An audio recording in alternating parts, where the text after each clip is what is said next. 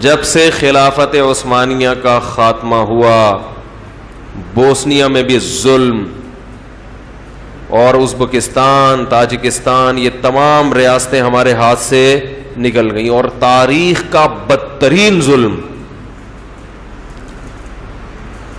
لوگوں نے بتایا، وہیں کے مقامی لوگوں نے. یونیورسٹی کے ایک وائس چانسلر تھے جو ممبر آف پارلیمنٹ بھی ہیں ابھی، انہوں نے کہا کہ میں نے ساری زندگی اپنا اسلام چھپا کے رکھا.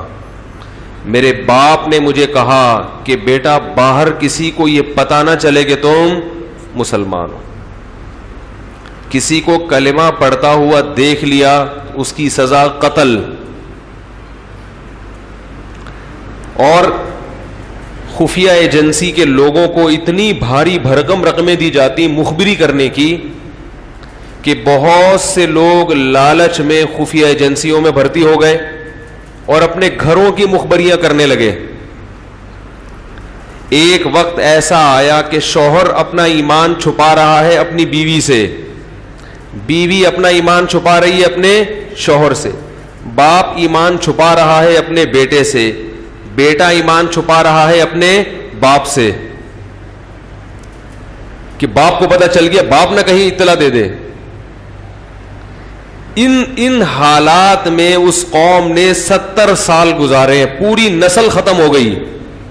تو اس قدر ظلم کہ کسی بچے کو کلمہ پڑھتے ہوئے لوگوں سے پوچھا جاتا تھا بسم اللہ سناؤ،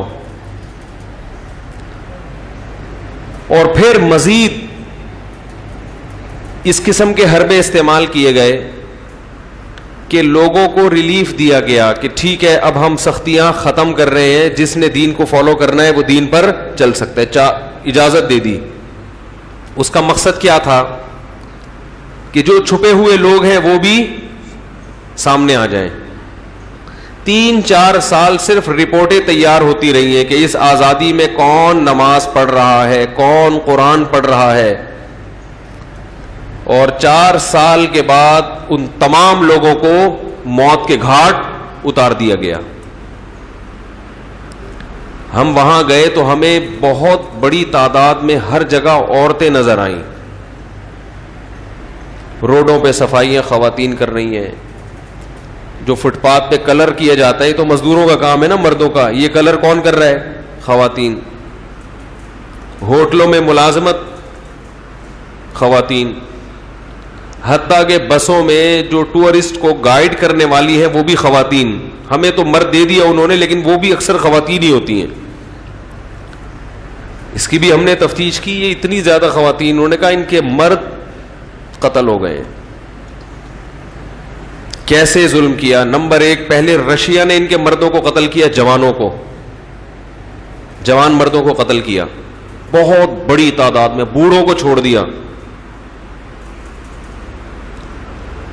اور ان عورتوں سے نکاح کے لیے مرد نہیں تھا تو ان سے جبری زنا کیا گیا، ان سے اولادیں پیدا ہوئیں. ان اولادوں میں جنریشن گیپ بہت زیادہ، کیونکہ انہوں نے اپنے جوان باپ کو نہیں دیکھا. بہت سی خواتین کے حالات سن کے ایمان تازہ ہوا، جن کے گھر میں کوئی مرد نہیں مگر انہوں نے اپنی اولادوں کا ایمان بچایا. انہوں نے بار بار اپنے بچوں کو باور کرایا کہ تم مسلمان ہو، مسلمان ہو، مسلمان ہو، مسلمان ہو، چھپ کے تعلیم دیتی رہیں. ایک خاتون جن کا 90 سال کی عمر میں انتقال ہوا، ان کی کارگزاری سامنے آئی کہ پوری زندگی اپنے بچوں کو چھپ چھپ کے قرآن سکھاتی رہی، چھپ چھپ کے، اور موت کے وقت کلمہ پڑھا اور کہا کہ سب کو گواہ بنایا کہ میری موت کس پر ہو رہی ہے؟ ایمان پر. ہمیں اندازہ ہوا کہ ایمان کتنی بڑی نعمت ہے، کتنی بڑی نعمت. ان حالات میں انہوں نے ایمان کو نہیں چھوڑا. یہ مسلم ہے. آج یورپ میں لوگ عیاشی دیکھ کر جو ہمارے ینگ جنریشن جاتی ہے اسلام کو چھوڑ دیتے ہیں. بہت سے لوگ نہیں کیا، یہ زندگی تو یہ ہے. جن کے دلوں میں ایمان کی قدر، ان کو 70 سال کا ظلم اور جبر بھی ایمان سے دور نہیں کر سکا. 70 سال اس قدر جبر. میں حیران ہوا، وہاں لوگوں نے بتایا کہ تہہ خانوں میں مدرسے قرآن جتنے بھی تھے جلا دیے گئے. کوئی ایک قرآن کی آیت بھی کہیں لکھی ہوئی نظر نہیں آئے گی، ایک قرآن کی آیت بھی. سب سے مصحف لے کے جلا دیے گئے. کہیں بھی پورے ملک میں قرآن نہیں. اب تو ہے الحمدللہ. تمام دینی کتابیں جلا دی گئیں. ختم. کوئی خدا نہیں ہے. بس نعرہ کیا تھا؟ کوئی خدا نہیں ہے. خواتین کو سر پہ چادر لینے پر پابندی، مرد کے لیے داڑھی پر پابندی. تو لوگوں نے تہہ خانوں میں قرآن کی تعلیم شروع کی، سینہ بسینہ. جو حافظ قرآن تھے، کوئی نسخہ نہیں تھا، سینہ بسینہ. اور بعض لوگوں نے جو قرآن تھے ان کو چمڑوں میں پیک کر کے کہیں دفن کر دیا کہ اللہ کبھی اچھے حالات لائے گا تو ہم اس کو نکال لیں گے. اس طرح سے مدرسوں کو آباد کیا گیا کہ تہہ خانے میں، اور اوپر جو دیوار بنائی اس میں فحش تصاویر عورتوں کی اور شراب کی بوتلیں، تاکہ خفیہ ایجنسی کے لوگ آئیں تو یہ سمجھیں کہ یہ لبرل لوگ ہیں، یہ مذہبی گھرانہ نہیں ہے، کوئی ایک سینما گھر ہے اندر.